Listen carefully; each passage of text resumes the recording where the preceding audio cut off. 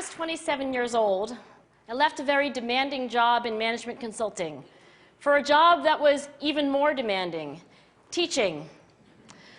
I went to teach 7th graders math in the New York City public schools. And like any teacher, I made quizzes and tests, I gave out homework assignments. When the work came back, I calculated grades. What struck me was that IQ was not the only difference between my best and my worst students. Some of my strongest performers did not have stratospheric IQ scores. Some of my smartest kids weren't doing so well. And that got me thinking. The kinds of things you need to learn in 7th grade math, sure, they're hard. Ratios, decimals, the area of a parallelogram. But these concepts are not impossible. And I was firmly convinced that every one of my students could learn the material if they worked hard and long enough. After several more years of teaching, I came to the conclusion that what we need in education is a much better understanding of students and learning from a motivational perspective, from a psychological perspective. In education, the one thing we know how to measure best is IQ. But what if doing well in school and in life depends on much more than your ability to learn quickly and easily? So I left the classroom and I went to graduate school to become a psychologist.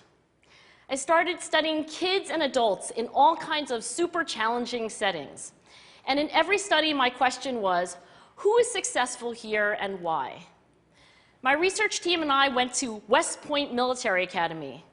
We tried to predict which cadets would stay in military training and which would drop out. We went to the National Spelling Bee and tried to predict which children would advance farthest in competition. We studied rookie teachers working in really tough neighborhoods, asking which teachers are still going to be here in teaching by the end of the school year.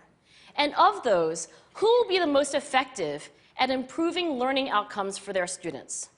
We partnered with private companies asking which of these salespeople is going to keep their jobs and who's going to earn the most money. In all those very different contexts, one characteristic emerged as a significant predictor of success. And it wasn't social intelligence, it wasn't good looks, physical health, and it wasn't IQ. It was grit. Grit is passion and perseverance for very long-term goals. Grit is having stamina. Grit is sticking with your future, day in, day out, not just for the week, not just for the month, but for years, and working really hard to make that future a reality. Grit is living life like it's a marathon, not a sprint. A few years ago, I started studying grit in the Chicago public schools. I asked thousands of high school juniors to take grit questionnaires, and then waited around more than a year to see who would graduate. Turns out that grittier kids were significantly more likely to graduate, even when I matched them on every characteristic I could measure, things like family income, standardized achievement test scores, even how safe kids felt when they were at school. So it's not just at West Point or the National Spelling Bee that grit matters, it's also in school, especially for kids at risk for dropping out. To me, the most shocking thing about grit is how little we know, how little science knows about building it. Every day, parents and teachers ask me, how do I build grit in kids? What do I do to teach kids a solid work ethic? How do I keep them motivated for the long run? The honest answer is, I don't know. What I do know is that talent doesn't make you gritty. Our data show very clearly that there are many talented individuals who simply do not follow through on their commitments. In fact, in our data, grit is usually unrelated or even inversely related to measures of talent. So far, the best idea I've heard about building grit in kids is something called growth mindset.